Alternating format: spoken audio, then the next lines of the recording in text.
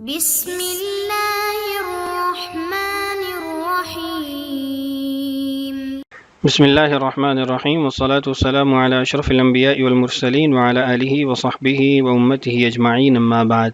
عزیز طلباء کرام، آج ہم سبق نمبر 15 پڑھیں گے، اور آج کا ہمارا یہ سبق رسالۃ الامام ابی داؤد السجستانی الی اہل مکہ فی وصف سننہ کے آخری جز پر مشتمل ہے، یعنی آج کے سبق میں ہم اس کو مکمل کر لیں گے، اور پھر اگلی ویڈیو سے ہم انشاءاللہ باقاعدہ طور پہ سنن ابی داؤد کی احادیث کو شروع کر لیں گے۔ گزشتہ سبق کا خلاصہ آپ کے سامنے اسکرین پر موجود ہے، آپ اس کو ملاحظہ کر لیجئے تاکہ پھر ہمارا جو آج کا سبق شروع ہونے والا ہے وہ آپ کے لیے سمجھنا بھی آسان ہو اور گزشتہ سبق سے ربط بھی قائم ہو جائے۔ آج کے سبق کے عناوین بھی آپ کے سامنے اسکرین پر موجود ہیں۔ سب سے پہلا عنوان ہے الفاظ کی جامعیت کو ترجیح دی گئی ہے، اور دوسرا ہمارا عنوان ہے عوام اور اہل فن کی نظر میں حدیث کی صحت، اور تیسرا ہمارا عنوان ہے سنن ابی داؤد موضوعاتی حدود اور انتخابی اصول، اور چوتھا عنوان رسالہ کا اختتام ہے۔ یہ کے بعد دیگرے ان تمام تر عناوین کو انشاءاللہ ہم عبارت سے سمجھنے والے ہیں۔ آج کے سبق کی عبارت آپ کے سامنے اسکرین پر موجود ہے، میں اس کو پڑھ کے ترجمہ کر دیتا ہوں، پھر اس کے بعد انشاءاللہ ہم فوائد کی طرف چلیں گے۔ فرماتے ہیں فمن احب ان یمیز هذه الاحادیث مع الالفاظ، جو آدمی یہ پسند کرتا ہے کہ وہ ان احادیث کو الفاظ کے ساتھ جدا کرے، پہچان سکے، فربما یجیء حدیث من طریق، بعض اوقات پھر ایسا ہوتا ہے کہ ایک حدیث ایک سند سے آئی ہوتی ہے، وهو عند العامة من طریق الائمة الذين هم مشهورون، وہ حدیث عامۃ الناس کے پاس جو پہنچی ہوتی ہے وہ ان ائمہ کی سند سے پہنچی ہوتی ہے جو مشہور ہوتے ہیں، غیر انہ ربما طلب اللفظة التي يكون لها معان كثيرة، لیکن ممکن ہے کہ وہاں پہ لفظ کی طلب میں دوسری روایت کو نقل کیا گیا ہو، اور لفظ کی طلب اس لیے تھی کہ یکون لها معان كثيرة، کہ اس کے بہت سارے معانی ہیں، وہ جامع کلمات پر مشتمل تھی۔ وممن عرفت من نقل من جميع هذه الكتب، اور میں اس بات کو جانتا ہوں کہ جو ان کتب سے روایات نقل کرتے ہیں، کتب سے مراد مسانید ہیں، جوامع ہیں، جو مختلف قسم کی تصنیفات ہوتی ہیں حدیث کے اندر، فربما یجیء الاسناد، بعض اوقات ایسا ہوتا ہے کہ ایک سند آتی ہے، فیعلم من حدیث غیرہ انہ غیر متصل، تو اس حدیث کے بارے میں ایک دوسری حدیث سے پتہ چلتا ہے کہ وہ غیر متصل ہے، یعنی منقطع ہے، ولا یتبینہ السامع، اور سامع کو اس چیز کا علم نہیں ہوتا، اس کے لیے وہ چیز واضح نہیں ہوتی، الا بان یعلم الاحادیث، مگر اس وقت جب وہ دیگر روایات کو بھی جانتا ہو، ویکون لہ فیہ معرفہ، اور اس کو علم حدیث میں معرفت حاصل ہو، فیقف علیہ، تو اس کو پھر وہ چیز معلوم ہو جاتی ہے۔ اس کی آگے مثال دی ہے، مثل ما یروی عن ابن جریج قال اخبرت عن الزہری، اس کی مثال یہ ہے کہ جیسے روایت کی جاتی ہے کہ عن ابن جریج قال، کہ ابن جریج سے مروی ہے، وہ کہتے ہیں اخبرت عن الزہری، مجھے بتایا گیا زہری سے، یعنی زہری کی سند سے مجھے بتایا گیا۔ اب یہاں پہ اخبرت کا صیغہ ہے جو اس بات پہ دلالت کر رہا ہے کہ متصلاً ابن جریج نے زہری سے نہیں لیا، جبکہ ویرویہ البرسانی، جو برسانی ہیں وہ جب روایت کرتے ہیں اس روایت کو تو وہ عن ابن جریج عن الزہری، ابن جریج سے منقول ہے، وہ کہتے ہیں جی زہری سے منقول ہے۔ تو اب یہ جو کلمات انہوں نے استعمال کی ہیں، تو ان کلمات کے استعمال میں یہ وہم موجود ہے کہ ابن جریج نے ڈائریکٹ زہری سے سنا ہے۔ اب برسانی نے جب یہ روایت نقل کر دی عن ابن جریج عن زہری، تو اس سے یہ مطلب ظاہراً یوں لگتا ہے کہ اتصال موجود ہے، جبکہ اسی روایت کو جب دوسری جگہ پہ دیکھا گیا تو وہاں پہ تھا کہ عن ابن جریج قال اخبرت عن الزہری، تو پتہ چلا کہ ابن جریج نے زہری سے ڈائریکٹ نہیں سنا، اتصال یہاں پہ نہیں موجود ہے۔ بہرحال آگے اس پہ انشاءاللہ تفصیلی بات بھی کریں گے۔ فالذی یسمع، تو جو آدمی سنتا ہے، یظن انہ متصل، تو وہ سمجھتا ہے کہ یہ متصل روایت ہے، ولا یصح بتۃ، حالانکہ یہ بات قطعاً درست نہیں ہے، فانما ترکناہ لذلک، ہم نے اس کو اسی لیے چھوڑا ہے، لان اصل الحدیث غیر متصل، کیونکہ حقیقت میں جو یہ حدیث ہے یہ غیر متصل ہے، ولا یصح، یہ صحیح نہیں ہے، صحیح اس معنی میں کہ متصل نہیں ہے، وهو حدیث معلول، اور یہ حدیث معلول ہے، یعنی اس کے اندر علت پائی جا رہی ہے۔ ومثل هذا كثير، اس طرح کی بہت ساری مثالیں ہیں. والذی لا يعلم يقول، جس کو علم نہیں ہے وہ کہتا ہے قد ترک حدیثا صحیحا من هذا، کہ انہوں نے حدیث صحیح کو چھوڑ دیا اس باب میں سے. وجاء بحدیث معلول، اور ایک معلول حدیث کو ذکر کر دیا ہے. آگے عبارت دیکھیے. ولم اصنف فی کتاب السنن الا الاحکام، میں نے کتاب السنن کے اندر احکام کی روایت کی ہی تصنیف کی ہے. ولم اصنف کتب الزہد وفضائل الاعمال وغیرہ، میں نے زہد اور فضائل اعمال کی جو اجزاء ہیں یا کتب ہیں وہ اس میں نقل نہیں کیے.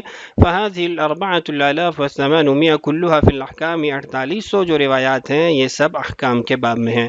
فاما احادیث كثيرة صحاح في الزہد والفضائل وغیرها من غیر هذا فلم اخرجها، بہت ساری احادیث ہیں صحاح روایات ہیں زہد اور فضائل کے اندر وہ منقول ہیں اس کے علاوہ، لیکن میں نے ان کی تخریج نہیں کی ہے. والسلام علیکم ورحمۃ اللہ وبرکاتہ، وصلی اللہ علی سیدنا محمد النبی وعلی آلہ الطیبین الطاہرین واصحابہ المنتخبین وازواجہ امہات المؤمنین وسلم تسلیما وحسبنا اللہ ونعم الوکیل. تو یوں ہمارا یہ رسالہ مکمل ہو گیا. اب جو اس عبارت کے اندر مختلف قسم کے فوائد تھے اس کو انشاءاللہ ملاحظہ کرتے ہیں. سب سے پہلی بات یہ ہے کہ ہم نے ابتدا میں جو بات پڑھی تھی، آپ ایک بار پھر اس عبارت کو دیکھ لیجئے. فمن احب ان یمیز، یہ جو الفاظ ہیں ان الفاظ کا ترجمہ تو آپ کے سامنے آ گیا. اب اس سے مراد کیا ہے وہ میں آپ کے سامنے اسکرین پر رکھ رہا ہوں. اس عبارت میں مصنف رحمہ اللہ نے اس بات کی وضاحت کی ہے کہ کبھی حدیث مختلف سند سے آتی ہے لیکن عوام میں وہ مشہور سند سے جانی جاتی ہیں، اور بعض اوقات سنن کی روایت کا کسی اور سے تقابل کیا جائے تو وہ سندن کم مگر معنوی لحاظ سے زیادہ جامع ہو سکتی ہے. اس بات کی وضاحت حاشیے کے اندر شیخ عوامہ رحمہ اللہ نے بھی کی ہے. آپ کے سامنے اسکرین پر عبارت موجود ہے. خلاصہ اس کا وہی ہے جو میں نے اوپر ذکر کر دیا ہے. آپ عبارت کو پڑھ کے اس کو مزید سمجھ سکتے ہیں. اب اس عبارت میں کیا کیا چیزیں ہمیں معلوم ہوئی ہیں وہ بھی آپ کے سامنے اسکرین پر رکھ دیتا ہوں، ملاحظہ کیجیے. مصنف رحمہ اللہ فرماتے ہیں کہ بعض اوقات سند کے غیر متصل یعنی منقطع ہونے کا علم دوسری روایات سے ہوتا ہے، یعنی صرف ایک روایت کو سامنے رکھ کے آپ فیصلہ نہیں کر سکتے. اسی طرح بعض راوی کسی روایت کو ایسے بیان کرتے ہیں کہ سننے والا سمجھتا ہے کہ یہ متصل ہے حالانکہ وہ غیر متصل ہوتی ہے. اس کی مثال انہوں نے یہ دی کہ ابن جریج کہتے ہیں کہ مجھے زہری کی سند سے خبر دی گئی، یعنی واسطہ بیچ میں کوئی اور بھی موجود ہے، ڈائریکٹ زہری نے نہیں بتایا. لیکن البرسانی جب اسی روایت کو نقل کرتے ہیں تو وہ ابن جریج عن زہری کہہ کے بیان کرتے ہیں، جس سے یہ وہم ہوتا ہے کہ یہ متصل روایت ہے، جبکہ دیگر طرق سے یہ بات ثابت ہوتی ہے کہ یہ متصل نہیں ہے. اسی طرح عام آدمی جو فن حدیث سے واقف نہیں ہے وہ اعتراض کرتا ہے کہ حدیث صحیح کو چھوڑ کے معلول حدیث لے لی ہے امام ابو داؤد رحمہ اللہ نے، حالانکہ اصل میں وہ حدیث ہی معلول ہے. جس سند کو وہ دوسری جگہ پہ دیکھ رہا ہے اس سند کے اندر ایہام پایا جاتا ہے، وہ سند جو ہے مبہم ہے، اس کے اندر کچھ ایسے الفاظ استعمال کیے گئے ہیں جس سے پڑھنے والے کو یہ اندازہ ہوتا ہے کہ یہ متصل ہے، جبکہ حقیقت میں وہ متصل ہوتی ہی نہیں ہے. اگلا ہمارا عنوان بنتا ہے کہ سنن ابی داؤد میں موضوعاتی حدود اور انتخابی اصول. عبارت آپ کے سامنے موجود ہے. اس عبارت سے متعلق جو اہم باتیں یا خلاصہ ہے وہ آپ کے سامنے رکھ دیتا ہوں. آپ کے سامنے اسکرین پر یہ کے بعد دیگرے مختلف نکات آ رہے ہیں. امام ابو داؤد نے اپنی کتاب السنن میں صرف احکام سے متعلق احادیث جمع کی ہیں، زہد، فضائل اعمال اور دیگر موضوعات پر کوئی جز تصنیف نہیں کیا. سنن ابی داؤد میں جو 4800 احادیث ہیں وہ سب فقہی احکام سے متعلق ہیں.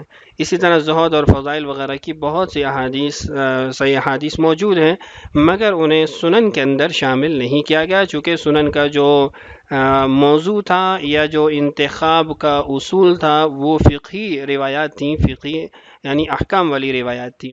کچھ ابواب ایسے ضرور ہیں کہ جن کے اندر اصالتاً احکام موجود نہیں ہیں، ضمناً احکام موجود ہیں، جس میں ملاحم کے ابواب ہیں، اور اسی طرح الاعتصام بالکتاب والسنہ اس نوعیت کی جو روایات موجود ہیں، اور قراءت سے متعلق جو روایات موجود ہیں ان کا براہ راست احکام سے تو تعلق نہیں ہے، لیکن ضمناً اس سے بھی احکام ثابت ہو جاتے ہیں. آج کے سبق کا خلاصہ آپ کے سامنے اسکرین پر رکھ دیتا ہوں، آپ اس کو پڑھ لیجئے. بعض احادیث متصل معلوم ہوتی ہیں مگر حقیقت میں وہ منقطع ہوتی ہیں جسے ماہر ہی پہچان سکتا ہے۔ بعض راوی غیر متصل روایت کو ایسے پیش کرتے ہیں کہ گویا وہ متصل ہوں۔ محدثین روایت کو صرف اس کی سند یا علت کی وجہ سے رد کرتے ہیں، نہ کہ ذاتی رائے سے۔ غیر ماہر افراد بعض اوقات معلول احادیث کو صحیح سمجھ کر اعتراض کرتے ہیں، اور امام ابو داؤد نے سنن میں صرف احکام کی احادیث کو جمع کیا ہے، زہد، فضائل اور دیگر موضوعات کی صحیح احادیث کو جان بوجھ کر سنن میں شامل نہیں کیا گیا، چونکہ ان کے جو موضوع کا دائرہ تھا اس سے وہ خارج تھیں۔ اسی طرح تقابل میں ممکن ہے کہ سنن کی روایت جو ہے وہ سندن کمزور ہو مگر مفہوماً وہ زیادہ جامع ہوگی، کلمات اس کے زیادہ معانی پر مشتمل ہوں گے۔ آج کے سبق کے سوالات آپ کے سامنے اسکرین پر موجود ہیں، ان کے جوابات آپ نے اس سبق سے تلاش کر لینے ہیں۔ اگلے سبق میں انشاءاللہ ہم باقاعدہ طور پہ سنن ابی داؤد کی روایات کو، احادیث کو پڑھنے والے ہیں۔ اللہ تعالی ہم سب کا حامی و ناصر ہو۔ السلام علیکم ورحمۃ اللہ وبرکاتہ۔